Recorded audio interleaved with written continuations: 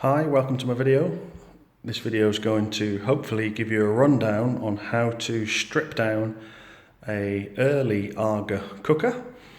This is one of the early cast iron models. It's circa late 70s, early 80s. And this one is actually a solid fuel oil powered Aga.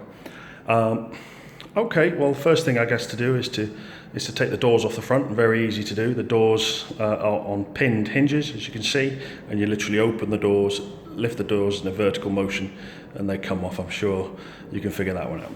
Okay, once the doors have been removed, before we start any of the sort of real strip down work, we need to make sure that the machine is safe to work on.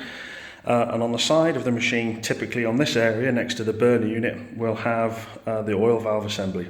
Very simply, just disconnect the electrics, disconnect the oil pipe, blank them off, make them safe, etc.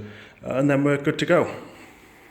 Okay, the basic assembly of the Aga from the initial sort of strip down is we have obviously the cast iron top section, we have the cast iron front section, and then we have two sides, obviously a back unit and a very substantial base plate. Now, as you can see, there appears to be some large bolts that run all the way through the cooker. These are very long and they run all the way through from the top all the way down and screw into the base unit. You can't get the sides off or the back because the top plate is overhinged over these areas. Okay, there are a couple of screws in the back here. These ones came out okay. The ones on the other side look like they're going to be a little bit more problematic. I might have to angle grind them off.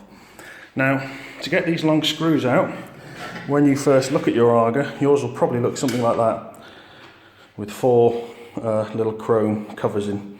These are small screws, in fact, and they just actually screw out.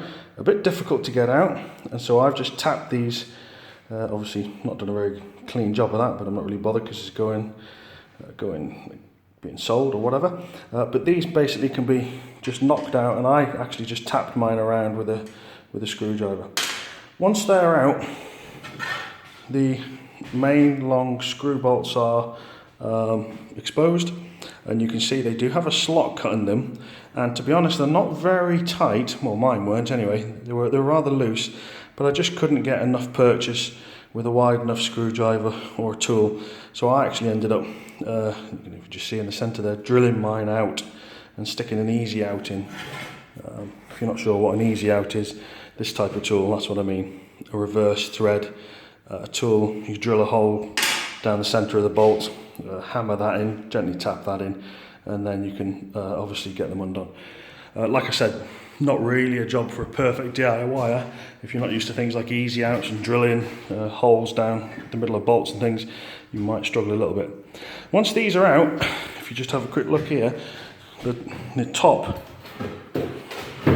is then free to move. So this is the first part of the video, so I'm going to just pause it now, try and get the top off, and then we'll come back and see where we're up to with it then.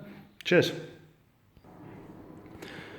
Okay, so the top has been removed, and there she is.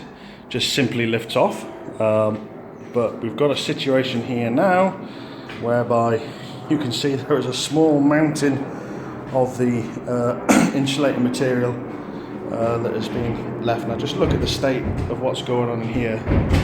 It's absolutely terrible. I have no idea what this is made of, so basically it's time to mask up. Obviously get this appropriate health and safety gear on now and try and clean all this up. Yeah, not good.